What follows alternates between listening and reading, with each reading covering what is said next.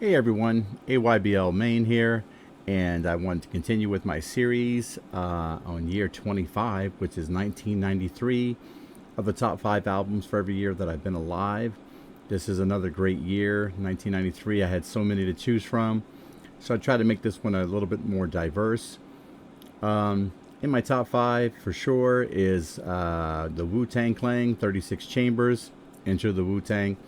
What a great, what a great hip hop album, guys.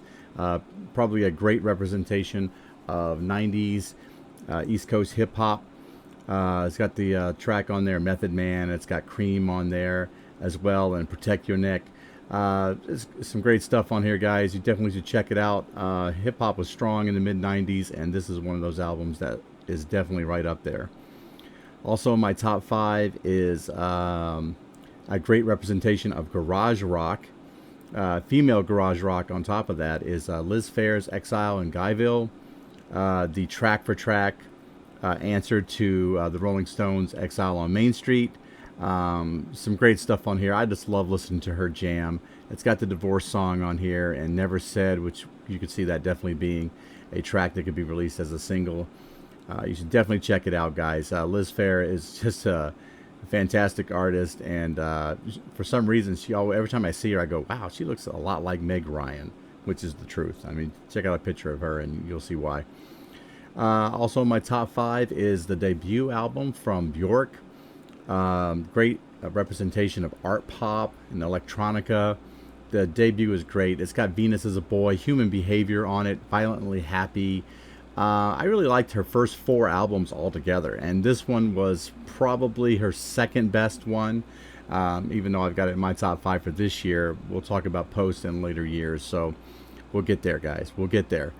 Also in my top 5 is going to be the Smashing Pumpkins' Siamese Dream. There's going to be a lot of back and forth on what this album actually is, but I consider it a little bit of indie, a little bit of grunge, a little bit of alternative. It's got a little bit of everything for people. It's got Disarm on it, was a big song, and Today as well.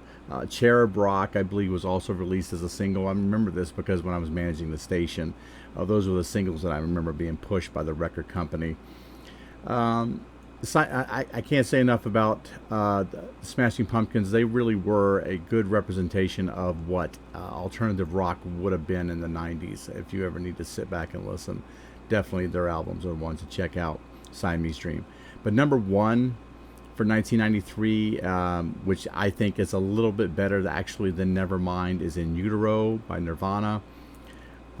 It's, just had a completely different sound, I think, than Nevermind. It wasn't so hyped up and contrived. I felt like the tracks were much more sincere. Heart Shaped Box was great. All Apologies was great.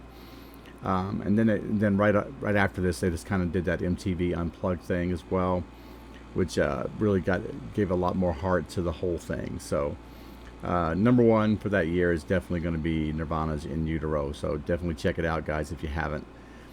As for the album that everybody said I was going to like, but I actually didn't, it ended up being actually U2's Zeropa. U2 went in a crazy direction. I mean, right after Achtung Baby. I don't know what happened. It got a little weird there. I just felt like the tracks on here were really weak.